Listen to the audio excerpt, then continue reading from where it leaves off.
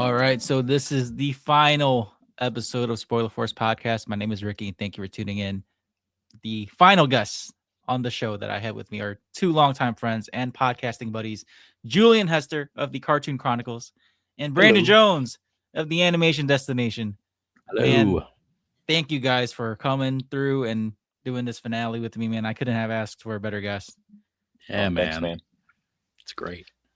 But first, Sad, super surreal and sad though. We'll be honest. Oh yeah, it's pretty sad. I've come to terms with this, man. It's just, podcasting is I don't know. I feel like it's me personally. I feel like it's kind of like dying out a little bit just because everyone's doing it, Yeah. and the attention spans of of the general audience now has gone to more reels and short clips and stuff like that, and Yeah. that's a big hassle to constantly make clips and stuff like that. So it's been pretty rough on myself, just kind of like coming to terms with where do I want to end and all that stuff. But again, that's not what I'm here to talk about because I'm over that hill now. So I'm kind of glad to just get this stuff done and out the way, man. Because look, the last recording I did was back in February, and yeah, it feels good to just like not record and like set things up. Like I'm kind of glad I'm on the end where if Brandon needs a guest, then Brandon can just call me and I can just hop on and not have to worry about editing. Yeah. Exactly. But Julian, man, I want to get your thoughts, dude, because me and Brandon talked about My Hero. What was your thoughts on the season 8 finale, man? What was your thoughts? So I could have done without the last episode. Not that it was bad, just because of like I've always wanted to be left with wanting more. Vice knowing kind of how it like finally ends and seeing old Deku. Nothing wrong with it. I liked what they did. It was like a little kiss to him. I would have much rather preferred it to end the episode before and made me think like, oh man, I wonder what he's up to. I wonder what they're doing. I wonder what Bakugo is slapping right now. However, this entire series, like Brandon, I think I reached out to Brandon more than anybody and went, holy shit. No, it was the text that we all had together. Because I didn't understand why Brandon was upset at a certain point with the with the in-game fight. I was like, I don't get it. I was like, oh, this is so cool, and I'm always the best and worst fan because as long as I can disappear for 22 minutes into something or an hour and a half or 2 hours, I'm happy. Very rarely will I dig below surface level, and then that's why I go to you guys for, because you guys are pros at this shit. You see the stuff that I don't see. But I was blown away. The animation style, it seems like everybody was a fan of this last series that was working on it. It felt like a love letter from the creator. It felt like a love letter from the team that was putting this one together. And it's probably up there with some of the best series finales I've seen. I mean, I'd put it up there with Attack on Titan. I still think Attack on Titan was better, the season finale, or the series finale, excuse me. But this one, it's like 1A to 1B type of thing for me.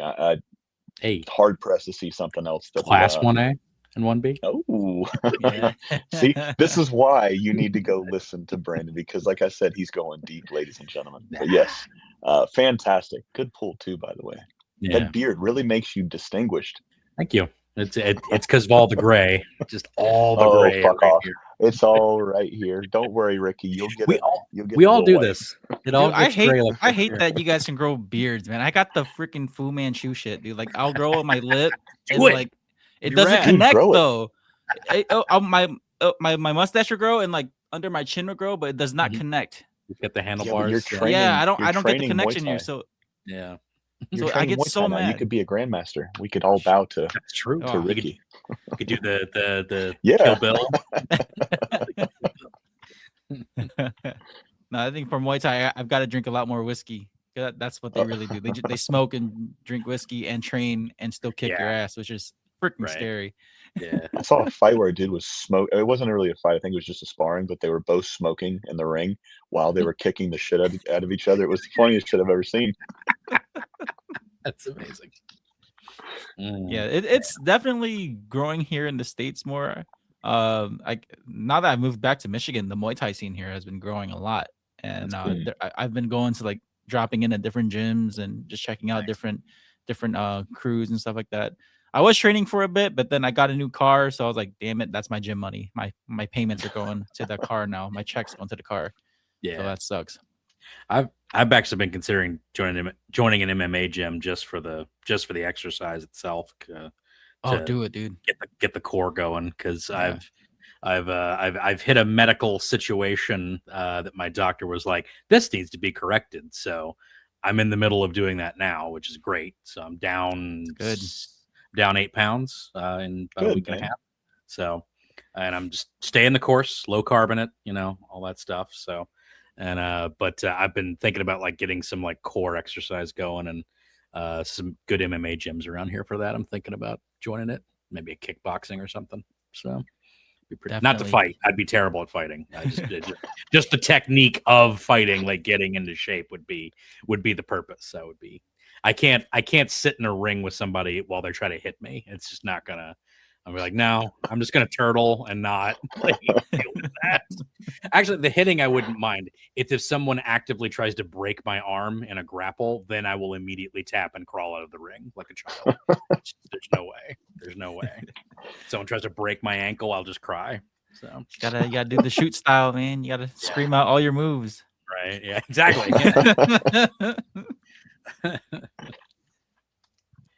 Oh man, this is phenomenal, dude. Like I've been listening to your podcast a lot, Brandon, at work, and I think Thank I you. just got done re-listening to your Demon Slayer stuff, Thank and then you. I finished re-listening to your My Hero movie reviews too, and then dude, like I listened to your Mighty Nine one. Mhm. Is that the one? And that Yeah. like that's that D&D one. I Yeah. don't even play Mhm. D&D, and listening to you and your friends talk about that stuff like makes me want to play D&D. Bro, like I didn't even scratch we didn't even scratch the surface of that show. Like I adored that show because I thought Vox Machina was a lot of fun. I thought Mighty Nine was like peak, like just beautifully done, like D&D as a show type of thing that I didn't think was even possible to do. And just the way that they changed what was on the table to what they put in the actual show itself was just astonishing. But like you grab me, Jay, and John, we were just like talking about D&D for a lot of that episode. It's like we'd like go on these rants and stuff. It's like we got to get back to the actual like show because we keep talking about like how D&D works rather than actually talking about the show that happened. But yeah, I adored that show. I thought it was fantastic. So Julian, What's it you ever on? play? Oh, what's that? it's on Prime. What's It's on Oh, Prime. it's on Oh, Prime. Prime. Okay. Okay, Yeah. I got it written down. I haven't seen it. And to answer your question, yeah, back when COVID hit, I had never played Dungeons and Dragons before. The closest thing I'd ever played to anything like that was World of Warcraft, and just a buddy that I played two buddies I played World of Warcraft with, and then a third buddy that was refusing to play World of Warcraft with us, and we started Call of Duty like right after COVID hit. And I suck at first-person shooters. And I was like, dude, I don't want to play this anymore. It's like it's fun getting on, shooting the shit with you guys, hitting everybody with a bazooka, but this is not like I'm dying way too much. And they're like, you want to play Dungeons and Dragons? I'm like, no, losers. And he's like, oh, come on, try it. So I tried it. I'm like, oh, this is pretty fun, and just the customization of the characters you could do. Like I picked a mage class, and he's like, all right, you guys got to go out there and look, because we did everything online. Was it Roll20, I think is what it was, the website. And I'm sitting there, and I told him I was always a fan of like the blind samurai or the blind swordsman, like that trope. So I was like, I want a blind mage, and he goes, okay, that's kind of weird, but sure, go for it. So Steve Buscemi and what was it, Mr. Deeds with his crazy eyes. I picked him as my character outlook, and he did as the DM one of the most diabolical things, because I had gotten just like 3 or 4 procs with a fireball, just destroyed everything right in front of me. One hit, one kill. And he was like, all right, this is becoming too easy for you. He was like, so now you have to, and I can't remember the dice we'd had to roll, but I essentially rolled a 1 through 100. And if it was 1 to 49, I kill the party. If it's fucking 50 or to 100, I hit the boss, and then I would have to roll for how much damage. And then after he instated that rule, I wiped the party. It was total party kills 7 times in a row before I got a fireball that worked. A 50-50 shot of Yeah. TPK. That's harsh. Yeah. That's a bit harsh. That's consistency, and that's what they were going for. It didn't go their way, but I was consistently dropping at least 4 people in a party every week. Jesus, that's crazy. That's Well, Brandon, somebody had to do it. how is it like being a was it DM? Like Yeah. how's that like? That's fun. I like being a DM. I haven't done it in a while. I need to finish my one shot. I've been writing a one shot for a while just to kind of like take to a comic shop, and then like people can make their characters. I have character packets for people who just want to show up and like play. I want to make like a level 3 one shot, and then a level 6 one shot, and kind of build my way up to like some higher level, like level 10 types of things. But level 10 is just so hard to like make challenging at all. Like they just, because in 5e, like if you get to level 10, you're basically like you're just unstoppable. Like it's just insane. When we were playing we were playing Cult of the Dragon, which is a major module by Wizards of the Coast, and it basically like it's a long. We did like 3 years of this campaign, but by the time we got to like level 9 and like level 10, we were like just he was trying to send anything he could to kill us. Like there were like these encounters that he was like, I'm gonna throw in a black dragon, see if that can to do that. And we took out the black dragon. Like it was just like, okay, cool. We were just so OP. It was nuts. But that was a really fun campaign. I really enjoyed it. I want to get back together with those guys and like DM for them, because our DM was another guy. But yeah, DMing's fun. I think it's a lot of fun because you get to make multiple characters that that get killed off by the guys instead of making the one character that you have to kind of stick with the whole time. But Is there any like What about restrictions? you, Ricky? Oh, Nerdy shit. You put us on the spot. What about you? What nerdy shit are you into hiding over there? shit, just the anime stuff, really. I mean, I've tried playing D&D like one time because I had a friend over here in Michigan that he was like a creative. He liked to make board games and tried things out. So I think I played a little bit. It was like I think it was a one shot, like what Brandon said, just like a one time thing, and we got wiped out by Sauron. So because I think we forgot to do something like in the cave, like we had to do some sort of side quest to complete the entire storyline, but me and the party forgot to do that thing because we weren't asking the right questions or doing the right things, and like we didn't bother searching the cave because we all were just so focused on fighting and getting out. yeah, So we didn't bother like searching the corners or like seeing if there's any other pathways. We just got out, and then so we got to the final part of the story. We beat the boss there, and then he's like, "Well, because you guys didn't clear out the cave, Sauron's here." And I was like, "Damn, we got wiped out." So like, I hate funny. this. That's funny. That's funny.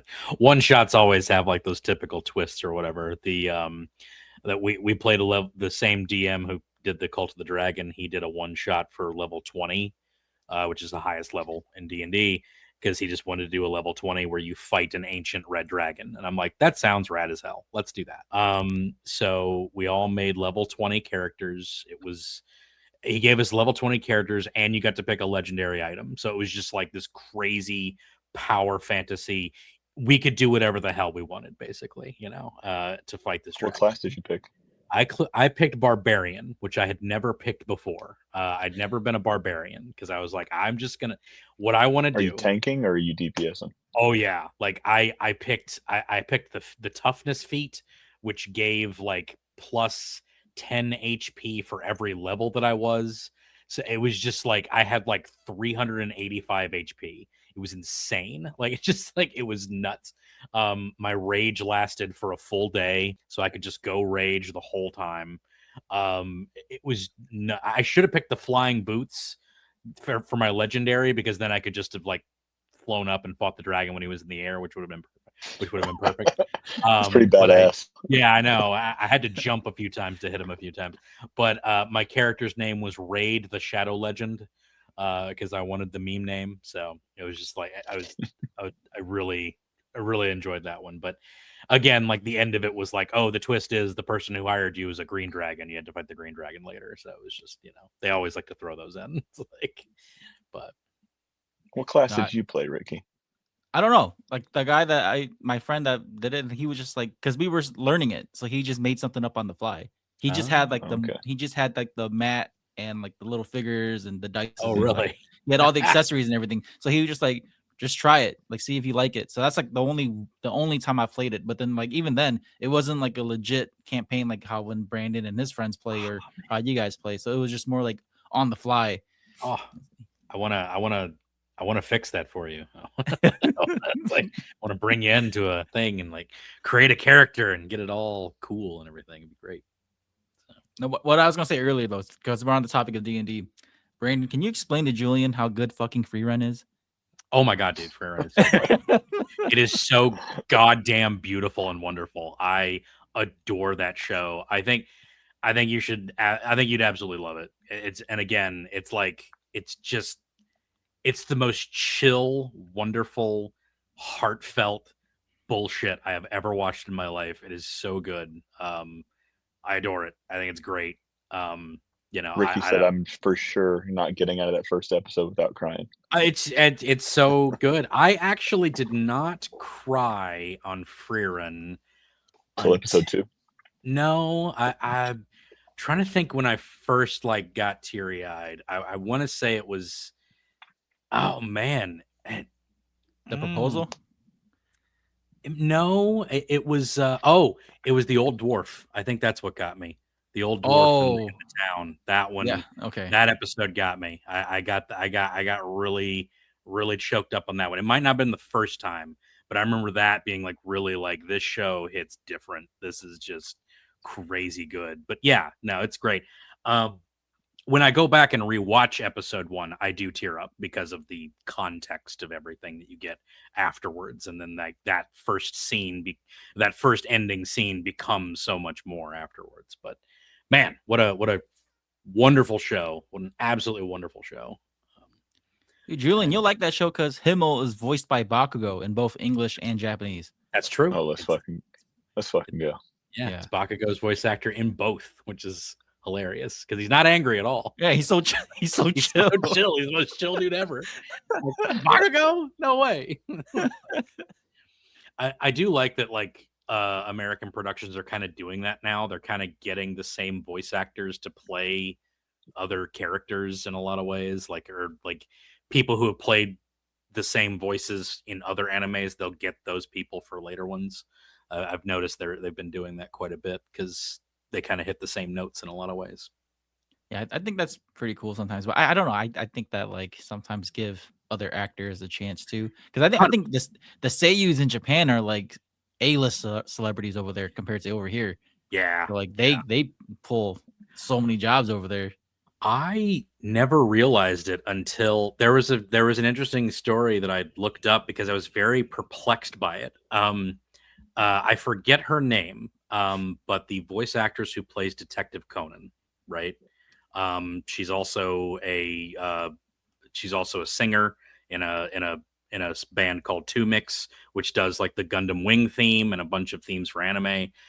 And unbeknownst to America, Detective Conan is like the biggest fucking anime in the world in Japan. It's huge. They named an It's a lot of airport. fun. Yeah, they named an airport after it. Like it's just like Detective Conan's been running for like over 1,000 episodes, over 1,300 episodes. It's insane. But she plays the main character in it, this little boy detective, and I noticed when I was watching the Ranma remake, right?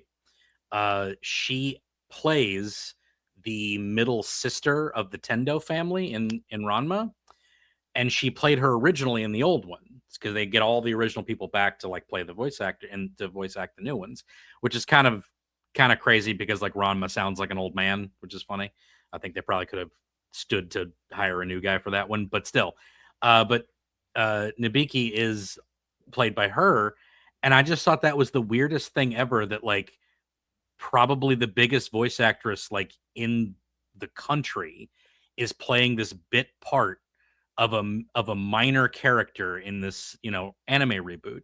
So I actually looked up like this article that talked about it where they interviewed her and said like why like was there any like problems coming back to this very minor role, And she said that that was the first job she ever had in the industry, and she was more than willing to come back and play Full it. circle.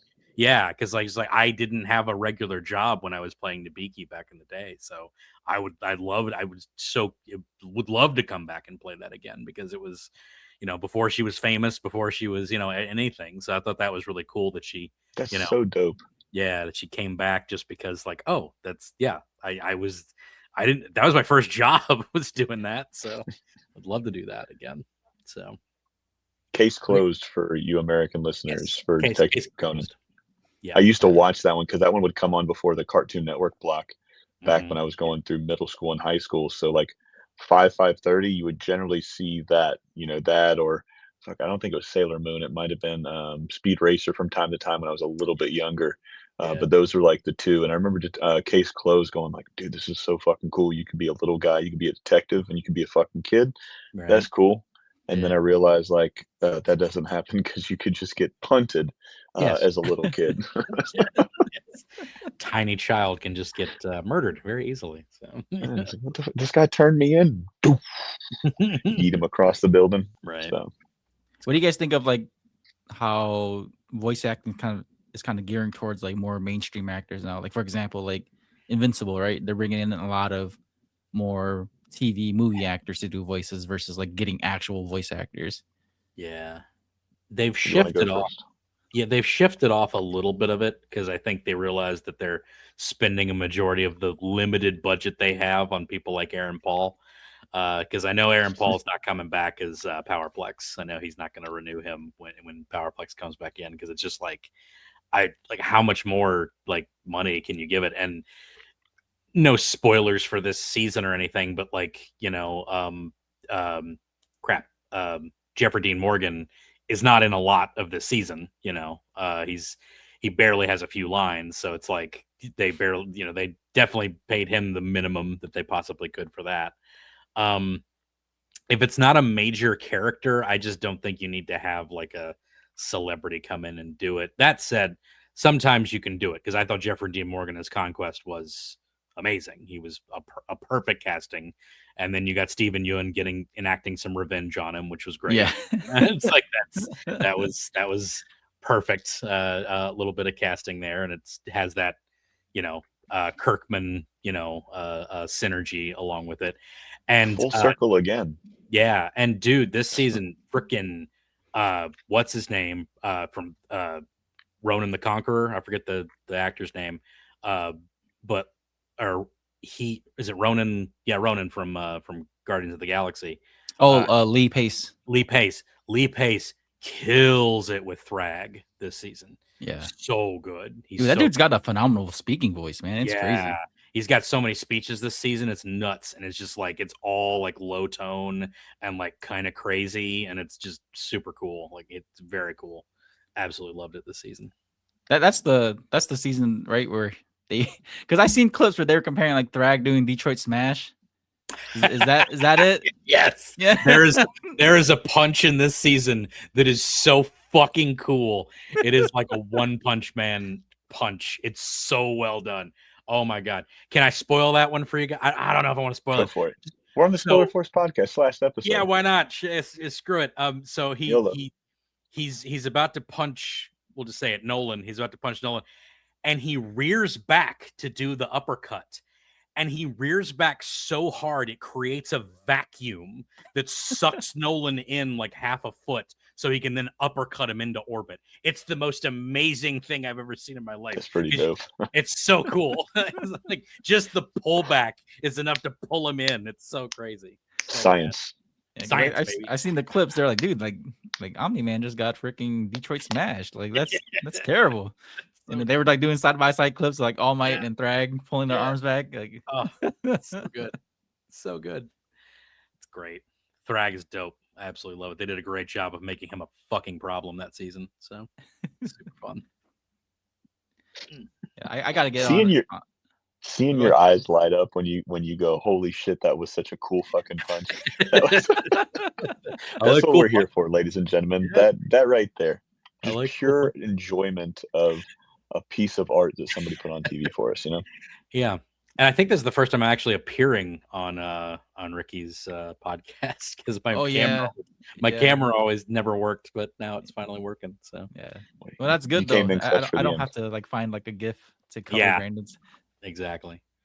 But I thought I picked good ones, like the Attack on No, Titan one. I absolutely. picked Reiner, and then Absolutely, yeah. or My Hero one. I picked Jiro because that's This Reiner's time, favorite. yeah, this time will be Thrag pulling his punch back. You know,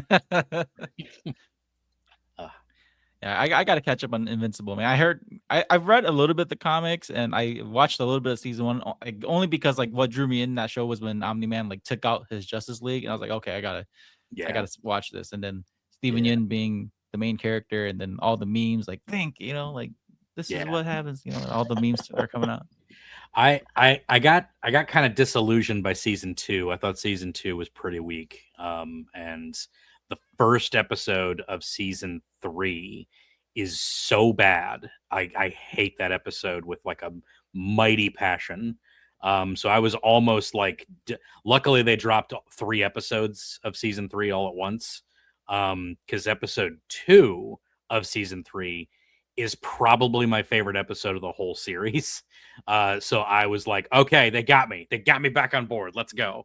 And then the rest of that season proceeded to be like the best season of the whole show. And I'm now fully on board with what they're doing. So, and this season was great too. This season was very top tier. So I'm not reading the comic. I don't want to spoil myself on everything, on anything huge. So I just had never read it. Somehow that was one comic that just I never read it, or that never went through any kind of osmosis. I didn't know the Nolan switcher, like the switch that happened at the start. So I assumed that like Nolan was just gonna die like horribly, and then like Mark was gonna have to take over his his stead. But it's totally different, and it's awesome. Like I absolutely love it. So. I've only seen the first season. Yeah. That train sequence, like whenever that show first came out, I would talk to people and like I was thinking about Invincible. Should I watch it? And I showed them the train sequence.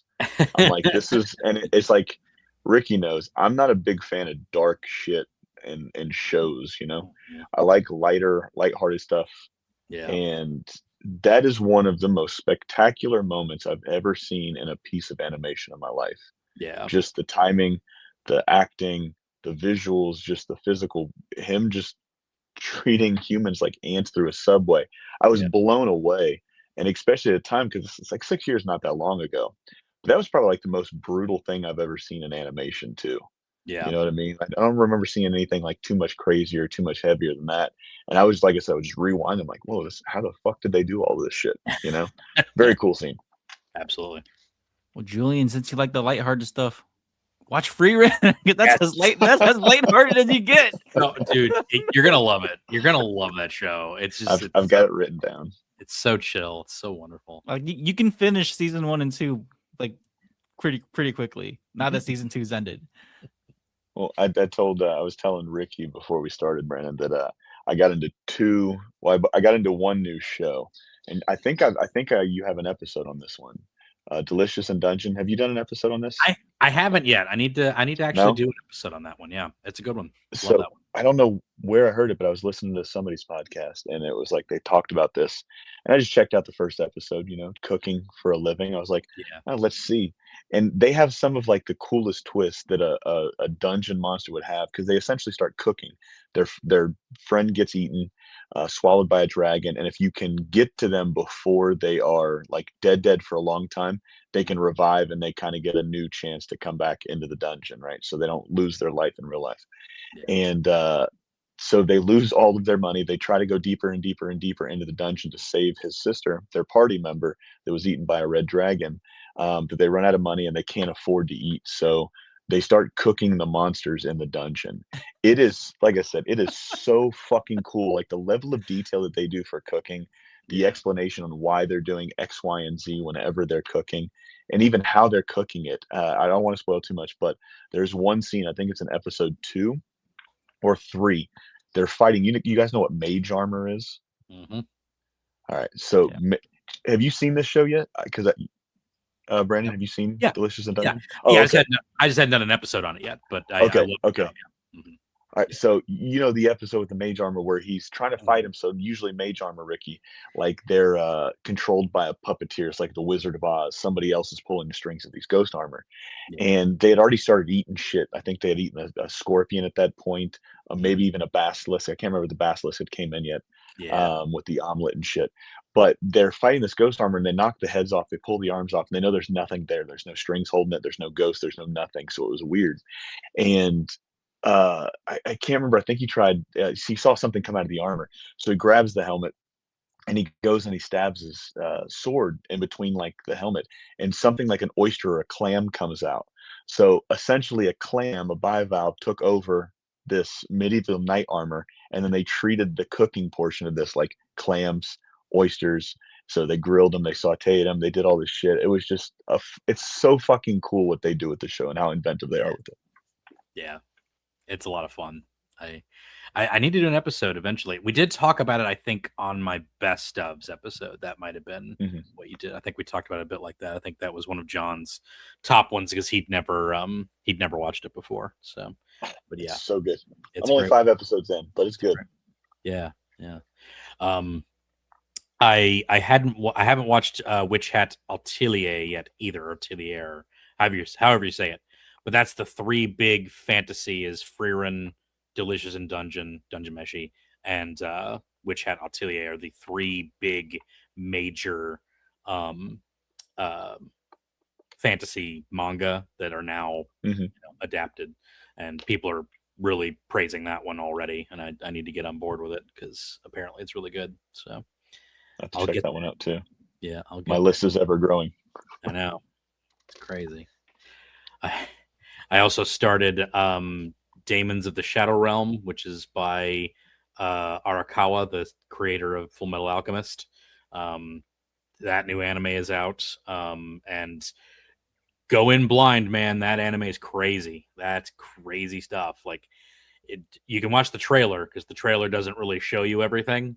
So it's pretty amazing. I really enjoyed that one too. So Demons of the Shadow Realm is really good. So Yeah, I got recommended that one by a friend. I put it on my watch list, but I haven't started yet. yeah, I'm I know. still trying to finish Vigilantes. Yeah, there's I'm so much almost to done. watch.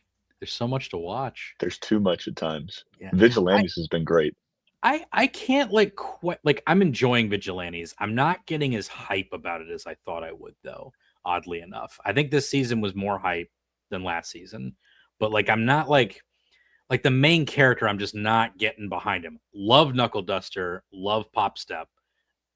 Crawler, I'm just kind of like, yeah, he's all right. But I'm not like, I'm just not like backing him for some reason. He's gonna have a Deku moment though. He's got to have a Deku moment, and he had a little bit of Yeah. one this season, which was good. But he hasn't had like a really good one. I don't know. He at times he seems too put together and like I don't know. But then other times he's like really pathetic. I can't nail down like how he is. You know what I mean? I don't know. It hurts the show a little bit for me. So, The but intro songs are just so fun though. the intro song, Especially the first one. I hated it at first. Last season's intro song was dope. I absolutely adored that thing. I love the colors, the flashing, and them sitting on top, that Batman moment. Yeah. I mean, it was just Dark Knight Returns. That's the vibe that I've gotten. I don't know. I don't read too much into it because I always get everything spoiled whenever I try to Google and do any kind of research on something I'm watching. But I'd be like really interested because I mean, Horikoshi did My Hero, right? Yeah. Yeah. Okay, so I mean, he drew a huge influence from X-Men, right? Right. Talked about all of that shit in there, and then I wonder if this was his DC side, like because Knuckle Duster, he's got that old man Bruce Wayne vibe to him. Yeah, for sure. He's very Batman, very Punisher. It's all of like the vigilante types you would see, like kind of mixed into one. So the street level.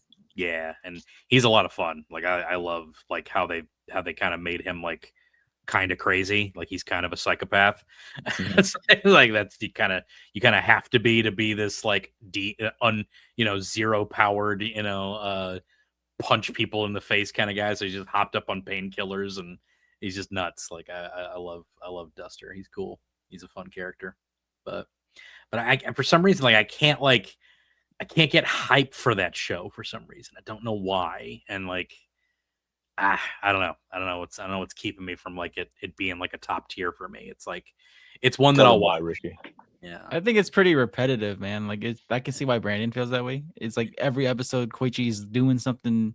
It's either a very simple like rescue mission, like getting a cat, or Yeah. he's with another like hero, like with Aizawa or Fat Gum, or like the progress of the story is very slow.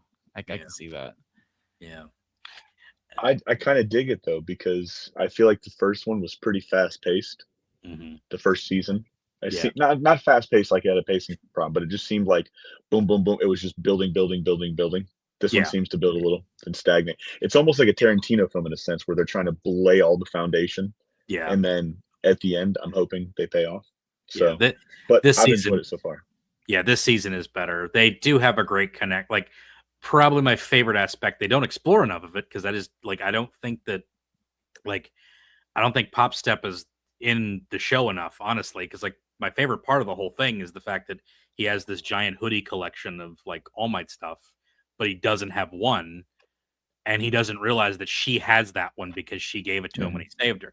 That's great. Like, more of that shit, please. That's like wonderful. Like, that's like my hero shit, and it's just like we don't explore that enough in this, in these episodes. But It's typical shonen, man. They're not gonna let him figure that out like until towards the end. That's fine, but at least like thread me a little bit more. It's like that's fine if you can't like put them together, because they can't. It's a shonen. They can't ever put them together. You're just trying to be swooned. Is that what you're saying? I just like Take me to dinner, date me. Yeah, I'm saying, right? I really like the emotional stuff, man. That's the connection. The mom episode was really good too from last season. That was one of the better episodes. So Heavy episode. Yeah, it's just that stuff's cute. Like, I like that stuff when they you get into their motivation and like why they do what they do, and it's like it's kind of dark that he had like most of his powers repressed because his mom was too overprotective. It's like, oh man, that's a little brutal. So, but yeah, I'm hoping it gets once they have everything established, and now that Captain Celebrity's out of here, I don't need to. I don't need him around anymore. So that's fine. But what a great douche to play, though. Oh yeah. I liked what they finally did with him. I just, every time he was on screen, I'm like, less of this. I don't need this anymore. But they developed him well enough. I was happy with it by the end. So that was fine. Julian, you looking forward to the last My Hero, I guess, episode or OVA that's coming in like by what, 2 weeks? 2 weeks from now? 10 days. Yeah. 10 days. Yeah.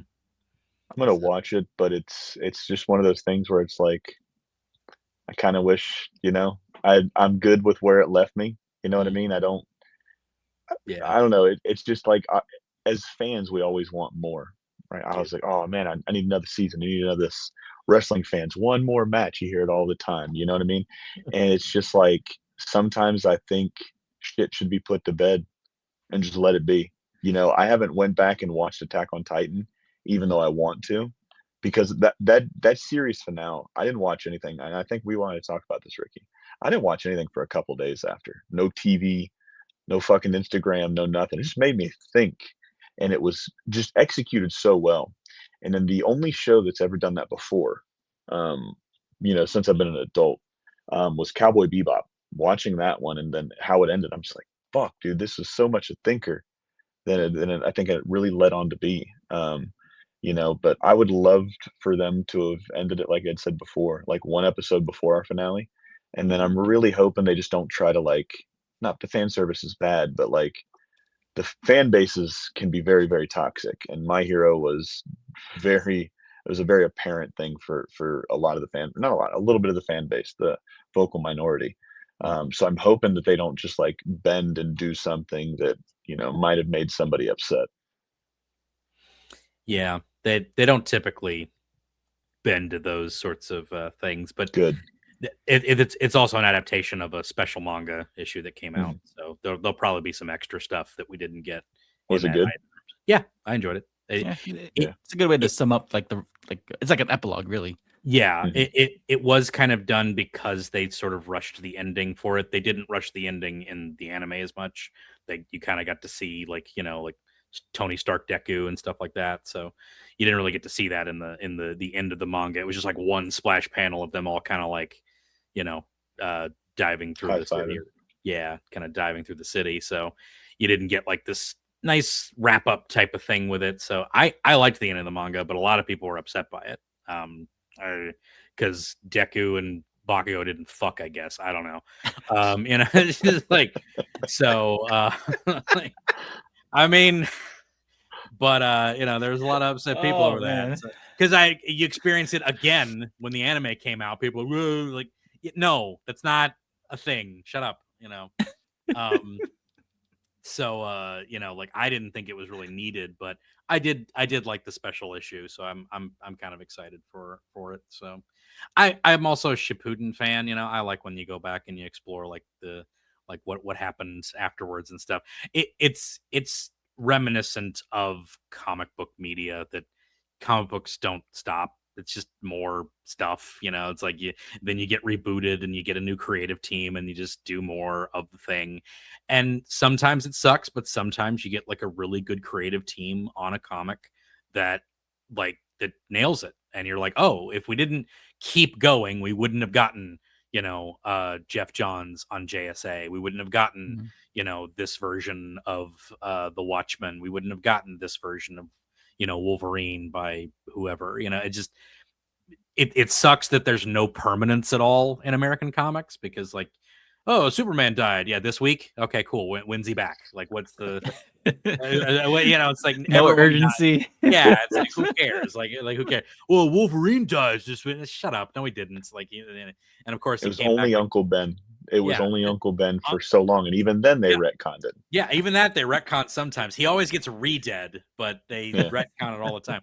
Gwen Stacy, like that was the other. Like Spider-Man's family dies just because Peter must suffer. That's the whole idea. But even that is just like like it can never be permanent, which does suck. Whereas manga and stories like Attack on Titan is so perfectly circular that it just you don't need to go. And it's not even an ending that he gave you. It's like this is a cycle that will continue. He walks into the tree. You can't end what this is. Like that was the whole point of it. You can have these light moments or these light points and these moments where you can lead people out of the forest, but someone's always going to wander back into the woods. That's how it works. And I could go on and on about how freaking no one gets that thematic moment of Attack on Titan. No one gets it. No one gets it. They all think it's fascist propaganda. They're idiots. I can't stand it. There's so many stupid articles out there writing about how actually the mangaka is actually pseudo-fascist. Shut up. You're an idiot. You're a moron. You didn't listen to anything he said. Oh God, it kills me. Julian, you never rewatched Attack on Titan after finishing it? Oh. No, I with how Brandon was so passionate the last couple minutes. Was I too harsh on that last episode? Fuck. No. First thing I was thinking was fuck. Did I? You have to at least rewatch it again so you pick up the things you missed. Yeah. On Attack on Titan. Yeah, dude, because the writer does so well of dropping Easter eggs and little foreshadowing bits that you missed out on the first watch. Yeah. But that's why I listen to you guys, because I'm just looking at a surface level and I can appreciate it for what it is. Yeah. And then I go to y'all and I'm like, all right, these guys know what the fuck they're talking about. Attack on Titan's that meme with Charlie. Is it Charlie Day? He has the map and all the conspiracy. That's Attack on Titan. Yeah. It will be cool if you go back and revisit it with somebody though, and you start to notice my favorite thing of going back and rewatching that show is Bertold the looks he gives Reiner when Reiner is going on about his oh yeah, back in the village we did this and Bertold's just look at him what the fuck are you talking about? None of this is true. He's just giving this dead-eyed you're crazy, you're insane. It's so fun. Dude, even I'll just say this, even in season 1, if you rewatch the first couple episodes, you'll catch on oh man, Bertold, Reiner, Annie, they were already there in the beginning too. They snuck in, knowing that that's them attacking the wall. and you see Yeah. glimpses of them being like younger kids of themselves, like in line for food, or like, you know, Yeah. the way how they just interact. And like hell, even like you see how Annie acts and how why she's so isolated because she doesn't want to be there. Yeah.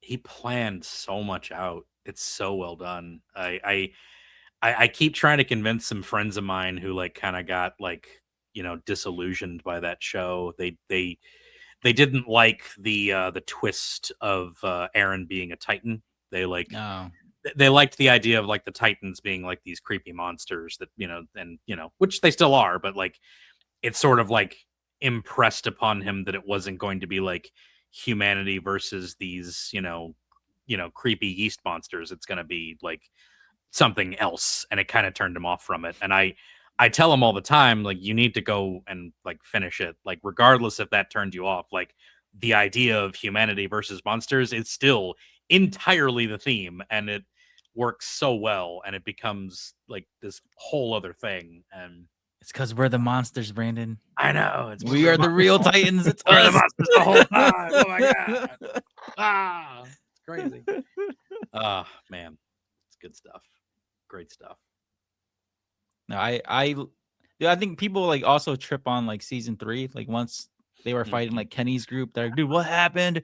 Why are they fighting humans? Like, why are they fighting the government? Like, dude, this is why it's so good. That was like one of my favorite, because that was one of my favorite parts in the manga. It was just like now they're fighting, like just this whole corruption of this society kind of breaking down, and like now we're getting like a glimpse into like what this is and like why they're pinned up in these 3 walls, 3 sets of walls. Like it, I was super into it, but even during the manga, people were like, "Oh, this arc sucks. I don't know. They gotta fight monsters." I'm like, guys, you gotta explain stuff. It's like but I get it, because there are some other shows that I think like kind of do that. They take a risk, or they go somewhere else, and then I'm kind of like, I don't like where this is going. This is kind of dull, So it's taking a different swing at something that I didn't really care about, or that I'm not as locked into.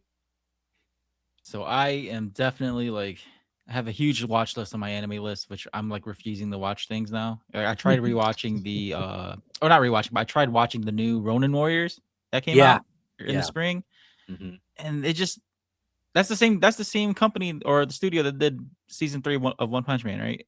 Yeah, JC Is Staff that did that one. JC Yeah. Staff? Yeah. So like it looks pretty good, and then like it just, I don't know, they look too like K-pop boy band to me, and I couldn't get through it. Like Yeah. I know that they showcased like the older ones, like the first set of Ronin Warriors, Yeah. or the samurai, like the samurai whatever Samurai Troopers, I think. troopers. Yeah, I like that, but it just, I couldn't get into it, and I know they only did this for toy sales. Yeah, I haven't checked. Yeah, right. I haven't checked it out yet. I've heard good things. I've heard it's pretty good. I hear it gets really like it gets better as it goes along too. So, they obviously, JC Staff obviously put their A team on that one. They did not put it on One Punch. Jesus Christ. They had their third stringers doing One Punch Man season 3. So trash, man. It was so bad. I went and I just said, fuck this, and I started reading the manga. I was like, I need to experience this how it should be experienced, and I just started reading it. I'd never read the One Punch Man manga before, and He took it seriously. I did. I took it personal. I took it personal. Murata does Yeah. so much better than the staff. Oh my god, He's such so a good good. artist. I hope like there is a manga panel that is the coolest fucking thing I have ever seen in my life. And I hope to God that JC Staff gets their shit, Bandai Namco and JC Staff gets their shit together and makes this show good again. Or gives it to another studio, whatever. Maybe Mappa picks it up, because Mappa can just do anything and, not pay their employees, I guess, but whatever. I don't know what they do. And or Ufotable, who just does all this good stuff and never pays taxes. Good lord, if Ufotable takes One Punch Man, it's Oh, game God. over. You kidding me? It's like be insane. But there is a scene in the manga of a guy looking at the moon, and is the coolest thing I've ever fucking seen. And I want to see that animated like well. I want to see this done. Oh, it's Send us a screen cap of that one if you can. Absolutely, I will. It's totally a spoiler, but I will absolutely. That's send this okay. Dude, the one I want to see is freaking Phoenix Man versus Child Emperor. Yes. Yeah. That's the fight I want to see. Yeah. Because reading that in the manga, dude, the anime studios have to like go hard on that fight. That's a huge, huge fight. Yeah. Yeah. It's super cool. I'm excited for pretty much like I'm not excited for it because if they change studios or if like the next season like gets the A team attached to it, because Yeah. I know there's one episode of the season they said that was good. I think that was Flash versus Mhm. versus the Ninja guys. Like everybody said that episode was like, oh, that's really cool. But other than that, it was like That's where all their budget went to, was that one Yeah. episode. that one episode apparently went all the budget went there. All the all the six-fingered characters and cut off heads from oh man, it's so poorly done. But yeah, I really love that manga. I felt I it's so fun where it's going, like where they've taken it, and I'm excited to see if they can pull that back and like make it good again, because it's perfectly salvageable. There's no reason that it has to die this way. Maybe give it back to Madhouse, Oh man, please. Madhouse did so good for 12 episodes. Oh, it's gorgeous. That was in 2016. Was that 10 years ago? Yeah. 10 years ago? One Punch Man season 1? Good lord. That's crazy to me. Because it was like a 4-year gap between that and 2, I think. Yeah. Good lord. That's nuts. Yeah, because it was pandemic. And again, JC Staff didn't even do like a poor job with season 2. It was just like not as good as Madhouse, but it was still good. Like it was still like a serviceable anime. And then this season was just a bunch of stills. one frame man, awful stuff. Such a shame. Any other animes you guys watching? You guys watching anything else? I told Ricky that I was on episode 902 or 904 of One Piece. Nice. So yeah, I'm almost caught up. I need to get on that one. That's one I haven't done that one That's yet. so good. Yeah, Definitely watch stuff in between because you can get burnt out real quick. Yeah, I need to watch. I need to finish Naruto too. I still have not finished Naruto, which because I think it's a badge of honor to say that you've completed the 4. The big 4 of manga. I think is obviously one's not done yet. One Piece still going, but it'll never finish. I think he'll just keep going with it. So who knows? Julian, have you watched like the other ones like Naruto or Bleach? I watched a little bit of Naruto when I was younger. No Bleach, Dragon Ball Z, of course, and that was the 4. So, Yeah. but I've been around One Piece since it kind of started because I would always hang out at my sister's house, and my brother-in-law James would watch. He would get home and Adult Swim would be on. He would try to find, and this is back in the day. But you could find bootleg VHSs at some of the Comic Cons for some of the shows you couldn't get on TV. And he was watching One Piece from as early as I can remember. I'm looking at him like, oh man, that shit looks corny. And then flash forward 20 something years, and I'm like, fuck, I guess I'm corny because this show is cool as hell. So I mean, the characters are just so fun. I mean, Luffy, obviously, like every big main character, him, Goku, and you can name another few, they always got plot armor to some extent. Oh yeah. But it's just you look at him, he's always so happy. I'm like, fuck, I wish I could be that, right? I was like, you never see him depressed unless he's fighting for a friend, and even then he's just got to get a little food in him and he goes back to being normal. So it's like I said, it's just fun storyline. There are some story arcs that I wouldn't want in there. There's a shit ton of filler. I think they're making One Piece Kai They are. now, at least. And but yeah, I've really enjoyed One Piece. Bleach is obviously on the list with everything else you guys have given me. Naruto, I kind of experienced linear. Is it linear? I can't think of that word. Or linearly linear. No, linear, but put ly on there. With all of my friends, because all of my friends watched it growing up. And then back when 2020 kicks off and COVID, Hayden's at home, and then he starts anime through Naruto. So it's weird how it kind of comes in cycles. As my Yeah. generation, and then his generation, and then he gets to experience Dragon Ball Z. I will Yeah. say he watched Kai, so he didn't really watch 22 episodes of Goku asking for help. But yeah, it's those are on my list because I know the importance, and I do like the notion that you were putting out there, Brandon. It's like you kind of gotta watch the big four. You gotta watch Yeah. Mount Rushmore. Yeah. It's like they can't be plucked down, It's like, and Yeah. also this year, for the first time ever, each of the big four is going to have something air on television, which I think is great. Oh Because yeah. it's never happened before. So we're getting the remake of Dragon Ball's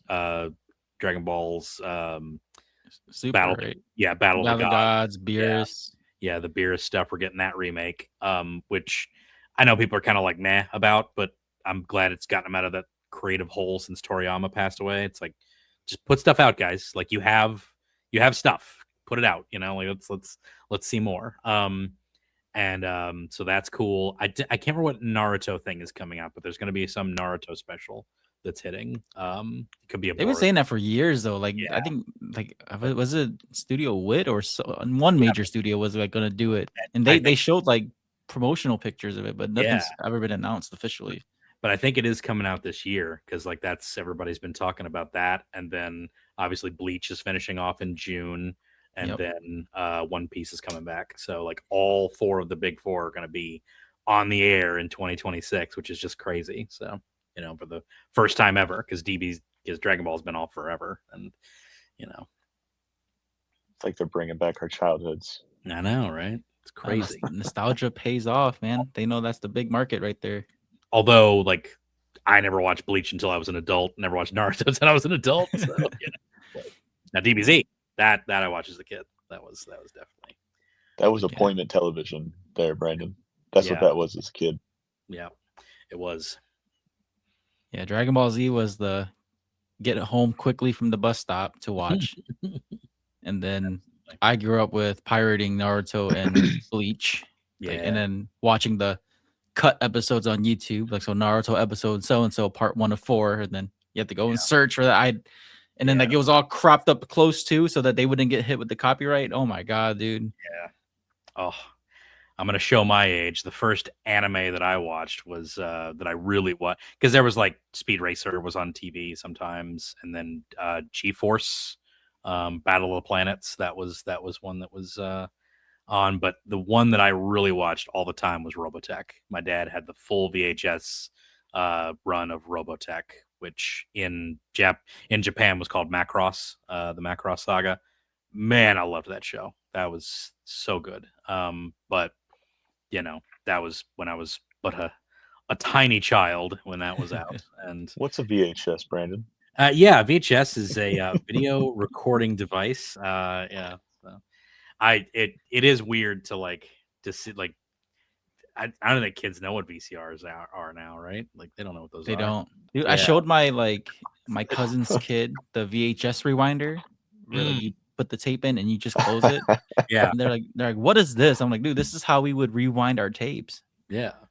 They're like, what do you mean? You can't just skip to I remember when DVDs came out and you could skip to scenes of a movie. It blew my mind. One of the first DVDs we ever had was The Matrix, and it was like, I can just go right to the gunfight scene. Like, just go right to it. It's like it's a chapter in the thing. It's like, what? Blew my brain out. It was nuts. It's crazy. You know what's crazy is like DVDs back then used to have so much stuff with it though. Like it had behind the scenes, directors, like commentary and all that stuff. Now like regular DVDs don't even have that anymore. Just play, setup, scenes, scene selection. That's it. That's it. And you would buy the director's cut just so you could sit there and watch the movie with the director, probably with the main actor, and they could talk you through scenes. That was what was so cool about. That's what's still so cool about physical media. I know you bring it up all the time, Brandon, but that's what's still so cool about physical media is just listening to them. Like, this is why I did an upshot. This is why I did a downshot. This is why I did wide. This is why I took this. I did this. It's so fascinating to hear them speak about it, like while it's happening. And you're just not noticing shit because it was like some stuff they kept close to the cuff. Yeah, absolutely. And just like, there's so many good like commentaries back in the day, and I really want that for stuff. Like I bought the they finally released the full DVD set of Voltron Legendary Defender or Legendary Defender, and I bought that like immediately as soon as it was out. And it's great to have it because they never released the full thing, and it's been off Netflix forever. It might be coming to Prime soon now that they have the movie coming out, but like there's no extras in it. It's just the show, which again, like that's great because it was never released before, but it's cool. So I don't know. I want more commentary stuff. It's cool. So You guys ever listen to the commentary on Tropic Thunder? yeah, that's a classic. Robert Downey Jr.'s in character throughout the whole freaking movie. Oh my god, dude! I listened to that like a podcast at work. I was just listening to the commentary. Julian, I think you gotta go, right? Yes, sir. Oh I yeah, gotta go get yeah. this Pick up your kid. kid.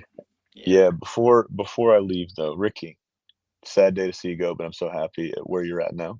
Yeah. It's been a blast, and it was cool as being able to still listen to your shows because you and Brandon and Larry are like the three biggest people that I speak with when it comes to any of my new recommendations. Because I was a complete and utter outsider before I started my podcast, and now because of y'all, I can sit here and listen to y'all and go like, "Fuck, that's what they thought." Makes me still retarded because I think this way, but that was really cool. You know what I mean? So it's like you guys took my base level knowledge and really put it up there. So I appreciate both y'all for that. So like I said, man, congratulations on 200 episodes. I'm sorry to see you go, but I'm happy to see where you're going to go next, man. So thank you again Thank for you. asking me on. Yeah, thank you, man. You and Brandon keep motivating me to do this stuff for as long as I lasted, man. So it's been great to have you on, dude. It's awesome. And thanks, buddy. And Brandon, as always, you've got the most intelligent brain when it comes to animation I've ever seen. So keep being you too, brother. I'll talk to you guys soon. See you soon, man. Later. Man, yeah, it's cool that you're wrapping stuff up, but you'll be a regular on my show now, so it's fine. Oh yeah, definitely. I'll have you on all the time. So like I say, if I need a filler episode, we can talk about All You Need Is For Kill. sure.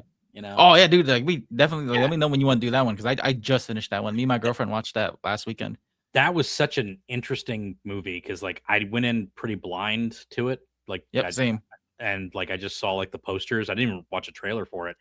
And it's so different from like every iteration of that story. So like very interesting what they did with it. So I very much enjoyed it. So I'll have to rewatch it again and we'll have to do an episode on it. So yeah, it's very cool. That was a really good watch. I think if anything that I really appreciated the most were like it was just the fight scenes. Yeah. That was done really well. Yeah. But I'll leave it. I'll leave my thoughts on when we review it. But yeah, man. Like anyone who's listening, dude, like go check out the episodes that me and Brandon have done together on his show on Animation Destination. Absolutely. I love those episodes. I go back. I re-listen to our Ray Zero one and then our Chainsaw Man one. Like I like those ones a lot. Yeah, dude, your show has been carrying me throughout. Like has been carrying my day throughout work. Oh, I listen to your stuff so much. Like it's just I appreciate it, dude. Because it's like all the stuff I listen to at work is like it's okay. You know, like I'll listen to Rogan from time to time, and then I'll listen to some movie stuff from time to time. But something about you and your friends, man, the way how you guys like you, Steven, John, how you guys all just banter with each other and then like just go off tangent during mid episode. I try to keep it as lighthearted as possible. The only reason I do this is literally just as an excuse to talk to friends about stuff that I like. That's about it. That's like really the only reason I do it. Like it's fun to put it out there and it's nice. I will say it's been very nice. It's been a very good year. That it's been my most listened to year since I went to. Probably apart from like my first few years doing this, it's been my most listened to. It's been my most downloads that I've ever had, which is great. It's been that's good, man. Yeah, like especially awesome. For just doing audio, man. That's really good. Yeah. I like I will say StreamYard. I finally got a StreamYard account, and like I was doing some video stuff with a friend of mine who we used to do a video game podcast together, and he kind of felt like he wanted to do some of that sometimes. But it's a little hard for him, so it's very inconsistent. But I started using StreamYard to do that, and I might, if I set my studio up correctly, I might just do video from a certain point onward and just keep the audio as an option as well. But it just there's so much more editing that you have to do when you do video. And Why do you think I'm stopping now? yeah, I know, right? Oh my Yeah, god, dude, it's crazy. People don't realize behind the scenes, dude. Like when doing podcasting, it's so rough, man. And I'll tell you, like StreamYard, like that cut my editing down by hours because Yep. the first episode we just recorded cameras, and then I had to take both that footage and match it up and put it on like a background or something and do all this stuff. It's like, this is taking forever. This it took me like a week to get the freaking episode out, and it's just like I can't do this every time. There's no freaking way. So I opted for StreamYard, and it's still a lot more than audio than doing an audio podcast, because audio I can just get done. I'm so used to doing audio. It's like, the only thing I have to do is like cut out if somebody curses, and that, I just mark that immediately when it happens, and then I go to it and I take it out. It's easy. So, it's like it takes me no time to edit an audio podcast. So, I want to keep that going as much as possible. There has been some video content ideas for like reels and stuff like that I've thought about. But I don't want to just do it to get listeners. I want to do something that would be fun to do. You know what I mean? Yeah. It's like if I'm doing it just to get with the, to get with like the way things are changing, and you got to get because the only social media I have is Facebook. It's like it's the boomer social media. I don't, like I am on Instagram, but I never post there. I need to, work on doing some art and putting it up there sometime. But like, I don't know. I just like to do something that I like. And if I'm not doing it what I don't like, then I'm probably not going to ever address it again. I don't know. So yeah, it's dude, like running like, especially like if you're just like a one-man team, like from just my experience, dude, like posting, scheduling things, and doing all the editing, all that, it takes a toll. That's why I was so burnt out from like 2024-ish. I was burnt out. I took that whole year off. I was like, I didn't want to edit. I didn't want to send emails out. Dude, like it's insane. But like, you never thought of like getting other guests on your show, like actors or like people on the production side? It's funny because like I did just before I met Julian, and then like when Julian started showing me like all the people that he got on his stuff, I was like, shit, this could have been easy, It's like man, like because people don't really talk to like animators and like people in the industry all that much, and they are so willing to fucking talk to you. Like they really want to talk to you about stuff. And so I do want to do some, but like it was always just sort of like, it was always more fun to just talk about it as like in a fan, even though I love the industry stuff and I love talking about like, how did they make this thing? And like, how did this get made? Like, that's all fun stuff. But for the podcast, it was always just supposed to be like, I took it very seriously that it was a celebration podcast. It's supposed to be an animation celebrate. I just want to talk about the things that I like. I'm not going to do episodes about stuff that I hate. I'm not going to do episodes about like, this sucked, because there's so much of that. And to be fair, that stuff is entertaining. I listen to this thing sucked content all the time. Like, I'm not going to pretend like that's not an entertaining thing to listen to, but it's just like, I don't want to do that. If I'm going to talk about something, I want to talk about something that I enjoy, and I want to be, cool with it. So yeah. But what are some of your favorite episodes that you've done? What are some favorite actors that you've had on? Because you've talked to plenty of people.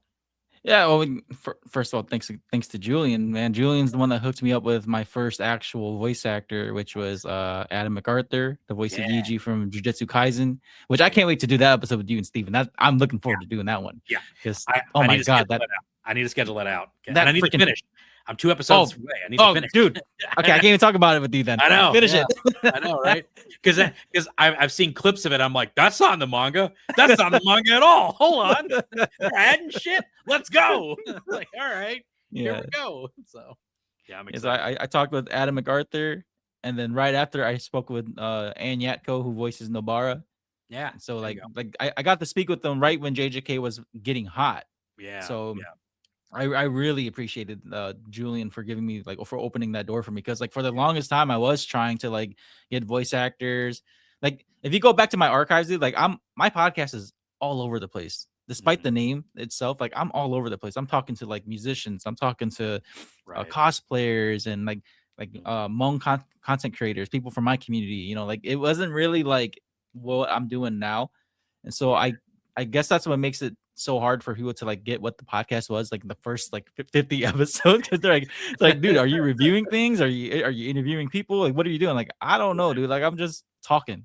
Just And it kinda wasn't doing stuff, yeah. yeah, it wasn't until like around episode like 100 where I started picking up my stride, and then like yeah, started talking to voice actors. Like one of my favorites was with Rico Fajardo, the voice of Lemillion.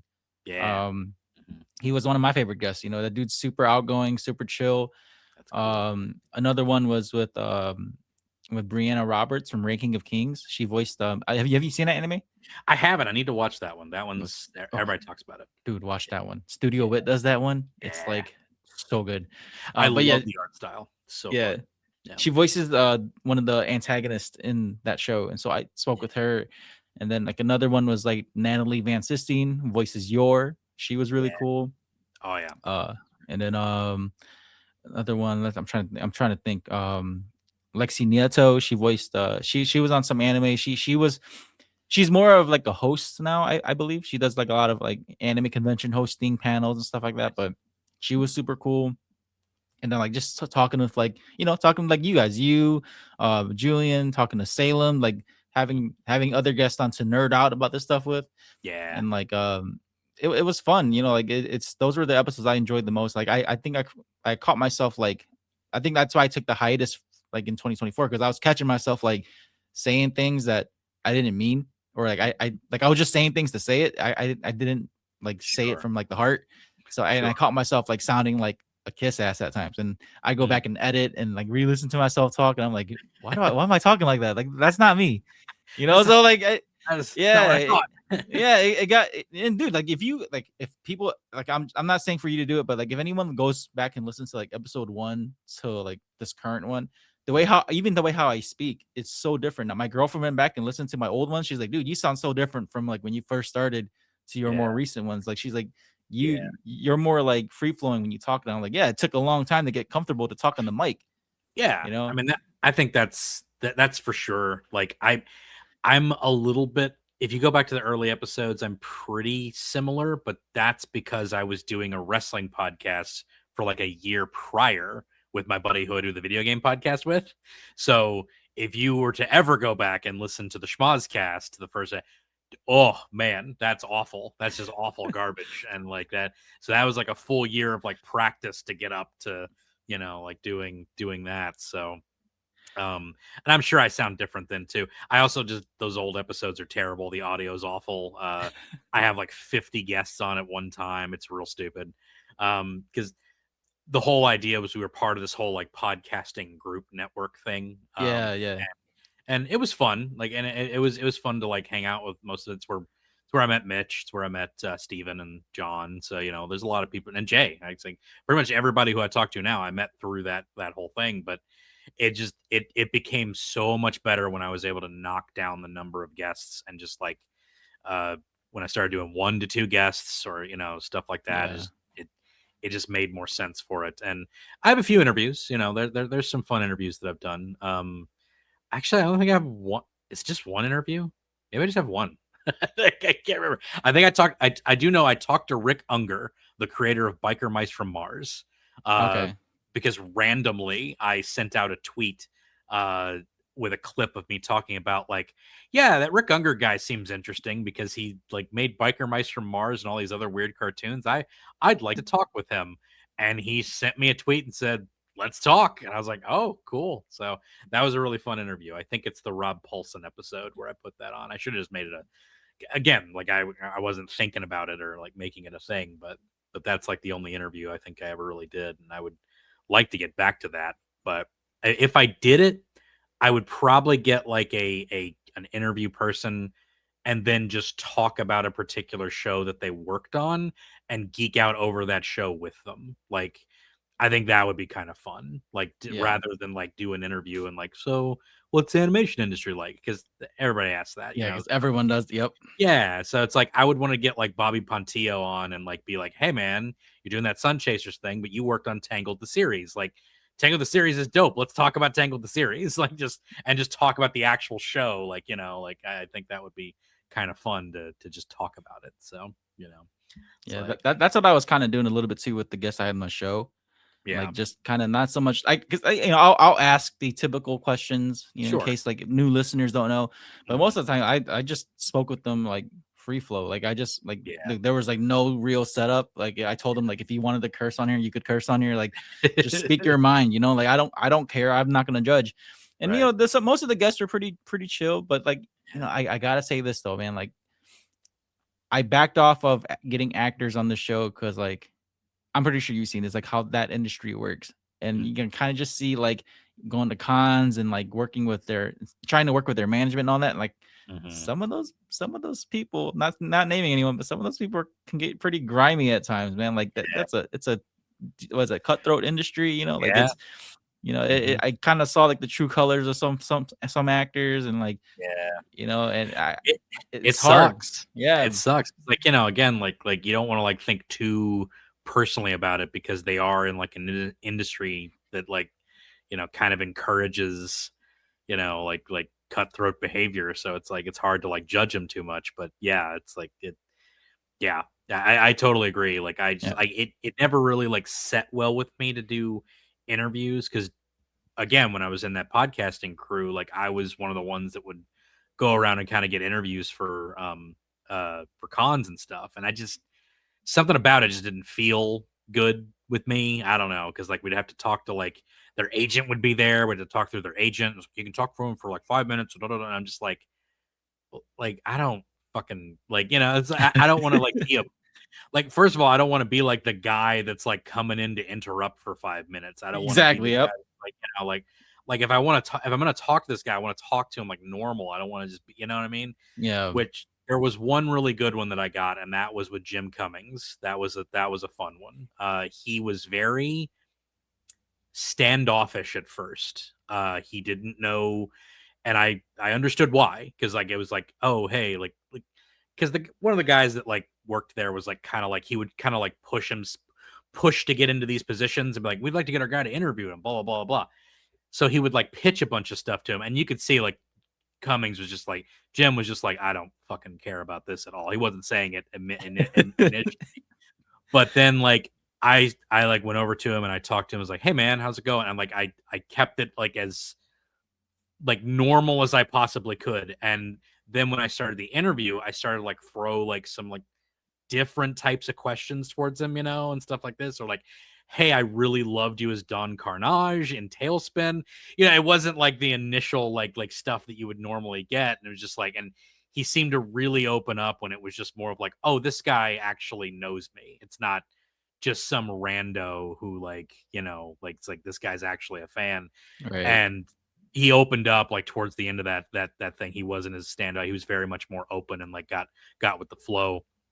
And then even after the con, he like came by the booth that we were setting and said hey to me and like like shook my hands. Like it was awesome. So it was great. So that was one of the better interviews I ever. It wasn't for my podcast, which is why I didn't mention it, but that was a lot of fun just to kind of get that. But this isn't my podcast. It's your podcast. Let's talk about I love it, dude. Like I love it because like I've been through the same thing when I was doing press at like conventions, like like you see how pushy other content creators are because everyone's just there for content. Anyone with the press pass, dude, like they're just trying to milk content. Yeah. So like and that kind of stressed me out too because like when I went to Anime Frontier in Fort Worth, Texas, right, I realized like how amateur I looked when I had my press pass that weekend. Dude, like it was because of that con that I went and bought like the Rode clip-on mics and all that. Like I bought all that. I bought the clip-on mics. I bought like better gear just because I was using my phone. So I bought better gear. And because like everyone had like the clip-on mics and like it like dude, I looked so unprofessional that weekend. Like, I just tell you that. I looked so unprofessional. Like if you go look at my Steve Bloom press conference video, my audio on that one is so bad because I only had the mic for him, so you could hear him talk. and I had to Right. go through like this whole editing process of writing out subtitles so you can hear the questions and Mhm. all that. I didn't even finish my Miley Flanagan one because like that one was just so bad. Like I didn't Yeah. finish it. And then Yeah. but yeah, dude, like I was so amateur starting that week. I was lesson learned. And so I was like, I told my cousin Michael, who was helping me, I was like, I don't think I can Yeah. do this, man. Like I met some cool people, but man, good lord, it's It's hard. It's really hard. yeah, Like, it's you know? expensive. Oh my Yeah. god, dude! Like everyone and their moms is doing like content now and cameras and everything's all expensive now. Yeah. Freaking AI's taking all of our what are they taking? They're taking all of our memory sticks or whatever. What's it called? Like Oh yeah, the RAM. RAM. Yeah. Yeah, they're taking up Yeah. all the RAM. We can't even get RAM anymore. It's My like God, $900 dude. bucks. Oh my God. The same time last year, I bought 32 gigs of RAM for my computer.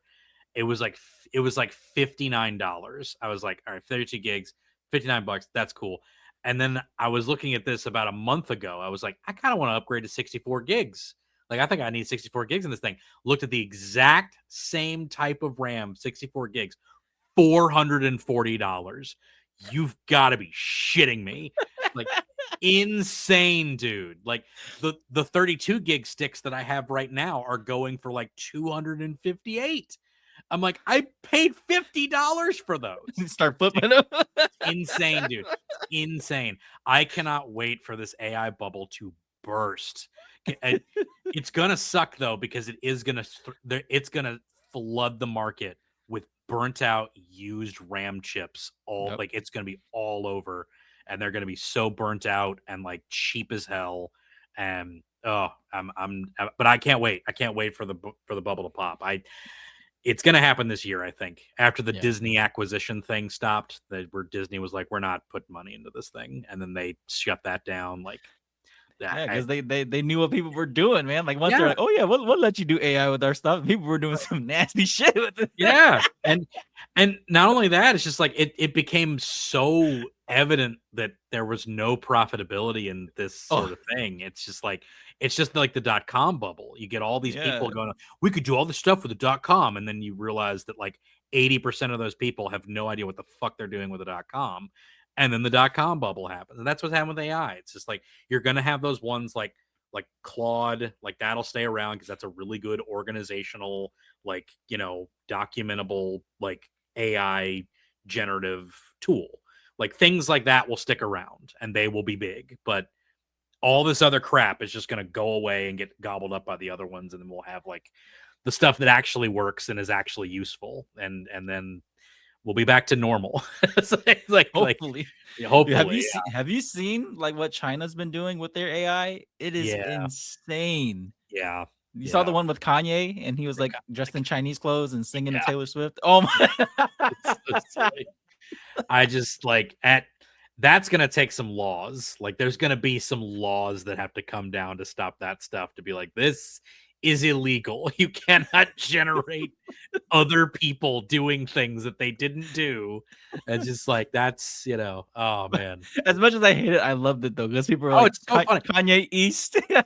It's so funny. It really is so funny. The Kanye East joke, that was like what was so funny with the Kanye East joke is like that was a joke that I saw on like on an app somewhere, someone's name. I think it was on Threes, and I'm like one of the guys I was playing against was Kanye East, and I lost my shit on that. That was great. Man, but I'm telling you, it's like that AI stuff is funny as hell. The Stephen Hawking's on a skateboard ramp, like that shit fucking slays me. That's the use of AI right there. It's that stuff. So funny, but man, I tell you. So, Dude, I kind of wanted to bring it back a little bit because I was listening to some of your earlier episodes, and you mentioned that because you said you did the wrestling stuff. I kind of put two and two together as you were saying that because your earlier episodes you kind of had like that game show type of voice. You know what I'm saying? It was more of I was presenting more. It was also because like the early episodes, like I'm sitting at a table full of people, okay. There's so many people on those episodes where I'm just like, what did you think of that? What did you think of that? It's so bothersome. I don't like going back to those episodes, but yeah, it's pretty funny. Yeah, you kind of have to settle into it. It takes forever, but then you kind of settle into your thing, and it's yeah. I've had many sign offs, many catchphrases that I use for sign offs and stuff. So You never thought of like doing voice acting auditions? Like you kind of got like a voice for it. I have thought about it. It just like I for some reason never when it became kind of like accessible. I I don't remember what it was, but it was just like because I've always been told I have like a radio voice anyway, which has been always been very complimentary. I have a face for radio too. No, but I always have. I've always been told, even like in like college, like back when in my 20s, I have like a radio voice, um and a lot of my friends will have me MC stuff, and I used to MC some wrestling events a few times. I would do announcing, I would do commentary on wrestling sometimes. But I've thought about doing some voice acting, and it's hard to act when you don't have anything in front of you. It's like Yeah. voice acting is such a skill because it's like you have to you have to really be in the situation with nothing there because your animation's not done when you're doing it. Like you can't see what's happening. So it's tough. It's a tough thing. So but I've thought about it. I still kind of think about it to this day because like again, that sort of thing is very accessible now because you have equipment that you can just buy. Like it's like back in the day you couldn't buy like a microphone that was like voice ready for somebody to Yeah. voice act on. Nowadays you can just do that. It's kind of amazing. It's like so how technology is so affordable and like accessible to so many people.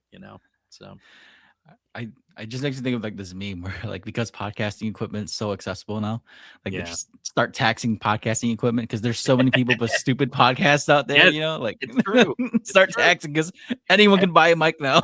Yeah, everybody's got one. Everybody's got a podcast. Yeah, and it's and I appreciate the hustle for some people. Like there was like but that's the other thing is like when you get into the hustle, I feel like you don't like last or appreciate it as much. Because like there were some guys from the DNN, the podcasting network that like split off to do their own thing, like I did, and I noticed like that they were getting a lot more views than me, and like they would do like cryptid podcasts and stuff, and talk about like cryptid and supernatural stuff and stuff like that. That was kind of their thing to do.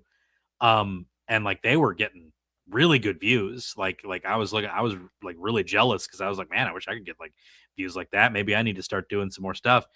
But like after like 100 episodes, they stopped. Like they were like, I'm burnt out. I can't do it anymore because like they're just constantly trying to get that grind and get that like to make the podcast, monetized or make Yeah. it sustainable. And like I'm just not super worried about it. I just kind of make the thing and put it out, and like, yeah, people listen. Cool, and it's kind of the only reason that I've kept going is that I haven't really like really delved into doing it so much. But yeah. That's a good mindset though, because you've been doing it for what, over 10 years now? Oh yeah. You just 12, I think. Yeah. 12, yeah. Yeah. Dude, because 2014. yeah. Woo. No, 'Cause crazy. I've been podcasting technically since 2016, but like I've been on my own since like 2019. Yeah. And like pretty much kind of like what you said, like I started off really enjoying the art, and I'll be honest, man, sometimes it does suck when you don't get the views you want, It and does. you pull, you think Mhm. you do a good episode and like it doesn't do well, and then Yeah. like for me I think for me it really got like not so competitive, but it really kind of like got me upset a little bit when I was like seeing other podcasters get monetized over stupid shit. Yeah. Like I'm like, dude, like I know I'm putting out decent content, like quality content. But Right. like, yeah, all these other podcasters out there making like really dumb content, and they're monetizing and hitting the 1K subscriber mark, like they're hitting all the marks that you want to hit as a content creator. So like doing this for like 7 years now. Oh, 7 years in May when 7 years, yeah, 7 years this year. But like Yeah. it kind of just got to me, man. That's why again, that's why I'm kind of like just stopping this stuff, because like I don't feel the love for it no more. Which Yeah. I applaud you and Julian, man. I know Julian's been on a break, but I applaud you especially because like you're consistently still putting Yeah. out episodes, and you know, whoever, like you said, whoever listens, and if they don't, they don't. Yeah.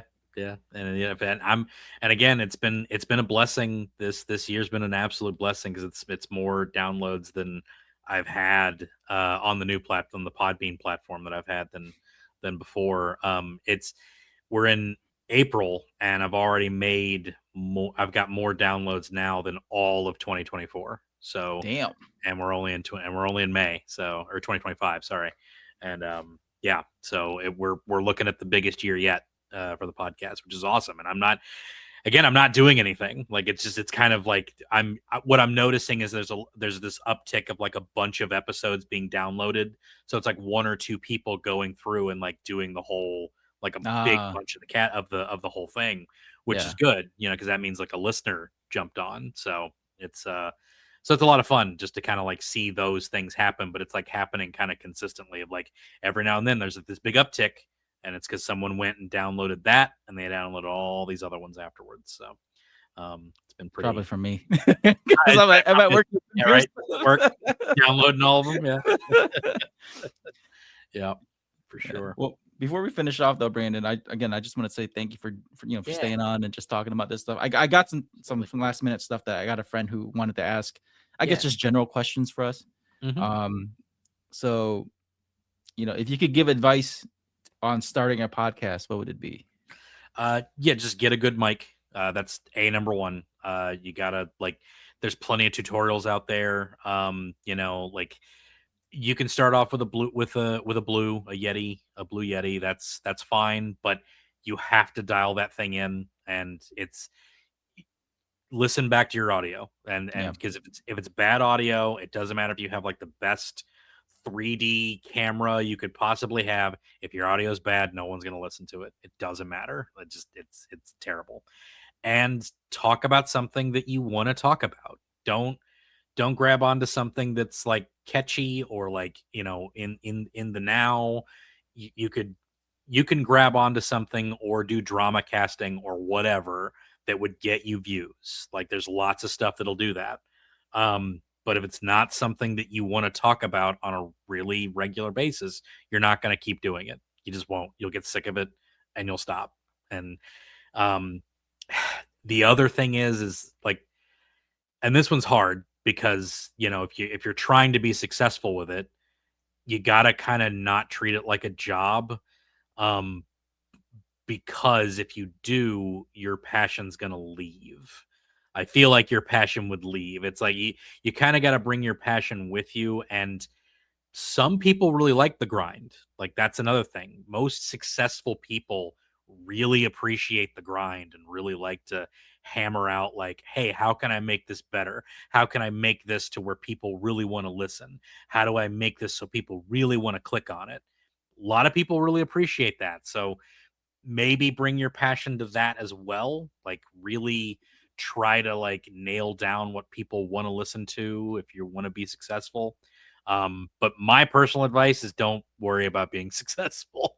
Just do something you want to do, and that's like, that'll typically like resonate after so long. People will resonate. There will be people out there that will be like, oh, this guy likes talking about this thing, and I'm going to listen to it. So that's my advice. That's great advice. That's better advice than what I would give. I would honestly just say, like, you know, if you to start a podcast, again, like you said, I would say get a semi decent mic.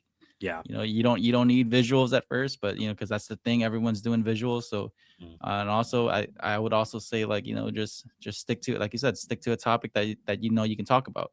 Yep. And I think a lot of people try to jump on like a lot of these mainstream topics. You know, we had like the beginning of 2020 to even now, like people were doing relationship advice, and you know, a lot of that stuff was hot for a while because everyone wanted to see, like, you know, men versus women, and what do you bring to the table? You know, typical stuff like that. The woke versus anti-woke content. You know, that whole big thing. And you know, I'm not gonna lie, it's entertaining. I'm not gonna say it's not, but you know, and it'll get you views, but I don't know what the lasting power for that is for your own mental health.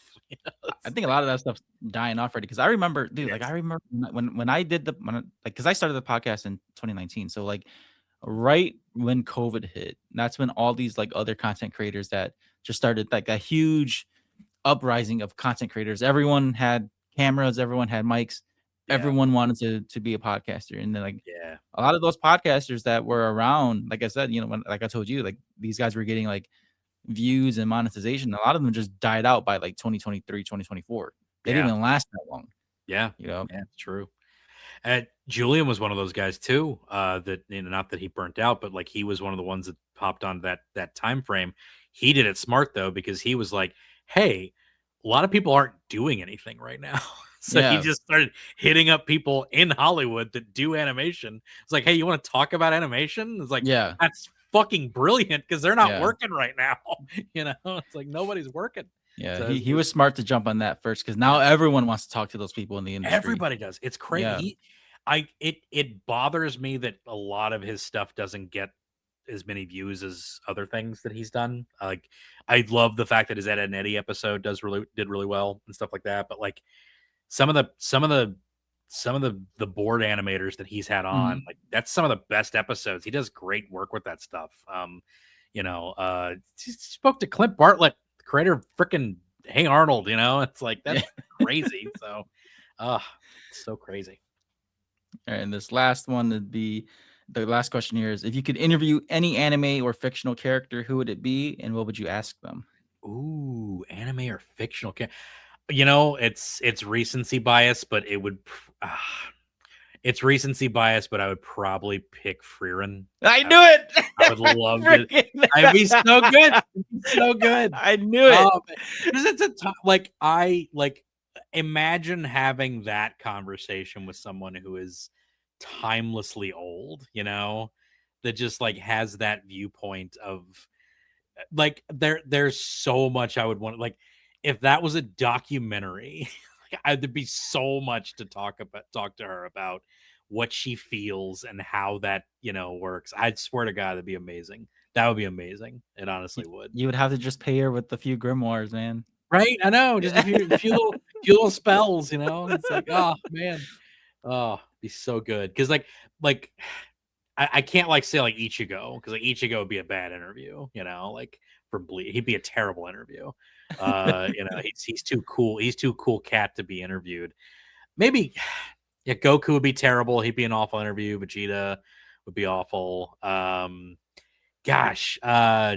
Yeah, Hunter x Hunter, like they'd all be bad interviews. Like most shonen characters would be kind of awful as an interview.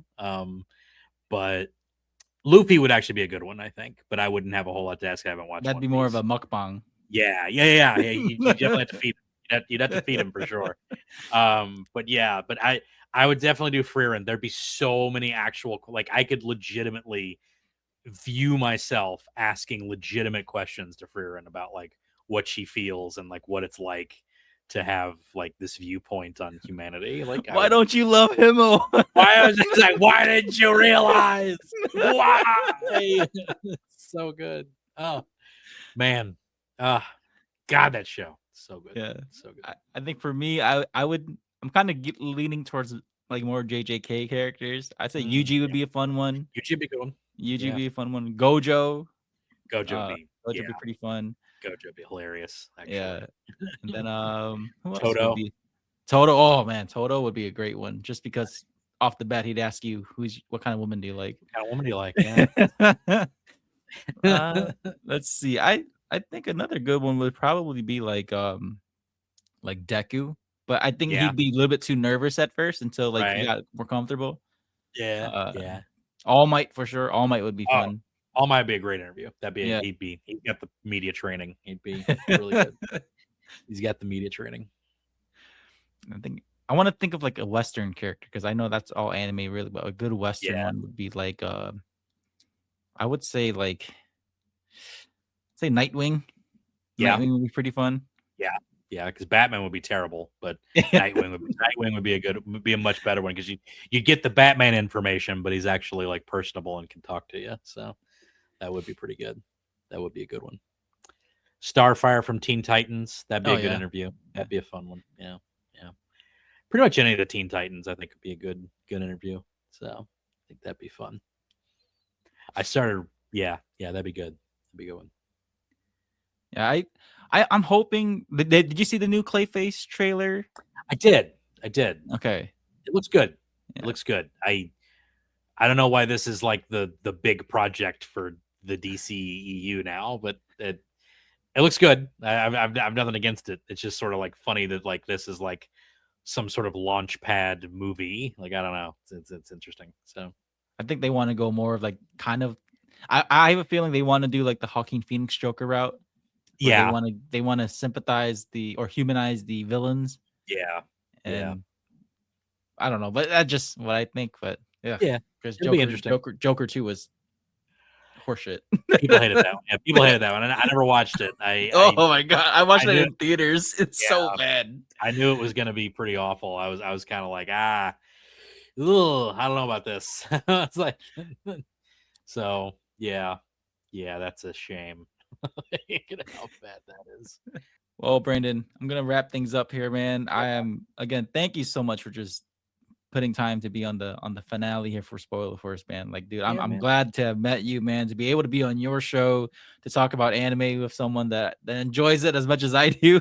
And again, dude, like your content, man. I can't say it enough, dude. Like your show is criminally underrated, man. Like Thank you people so much. need to listen to your stuff. Like you have so much animation, like facts and like, hey, did you know this? And hey, did you know that? You know, like I love those little details that you throw in your show, man. I love it. Thank you so much. It's coming to use finally. I've had this stupid information in my brain for so long, and now finally getting it out there. So it's coming to use. It's great. All right, so but yeah, man, if you guys made it this far, thank you guys so much for listening to me, Brandon, and Julian talking geek out, man. To anyone who's listening to Spoiler Force, thank you guys so much for being on the show this long for almost 7 years now. And you know, I as much as I would like to continue this show, man, there's just things that I just it's not viable anymore, or at least for me. Who knows? Maybe I'll come back and do a new podcast or something, or maybe I'll come back and start at episode 1 now that I have a more of a solid footing in what I want to talk about and do, you know. But until then, man, continue to follow the social medias. I'm gonna start changing the social media tags and all that. Hopefully by the time this episode's out, I'll probably I'm gonna try to upload, or not upload, but update everything. I think the Instagram stuff, I've been like I've been like archiving a lot of stuff on my Instagram profile, so I'm gonna slowly like transition that to more of my Muay Thai stuff, because I think that's the stuff that I've been enjoying a lot more. Yeah, and like that stuff, like it's not like I'm not trying to make content out of it. It's just something that I like. So like I'm kind of just sticking to that. Yeah. The Facebook stuff will still be the nerd stuff, like the nerd postings, the nerd reviews and stuff like that. And again, you can hear my opinions on Brandon's podcast from time to time. I'll absolutely always share that stuff, man. But thank you guys so much. This is the final episode of Spoiler Force. Thank you guys so much and have a good day.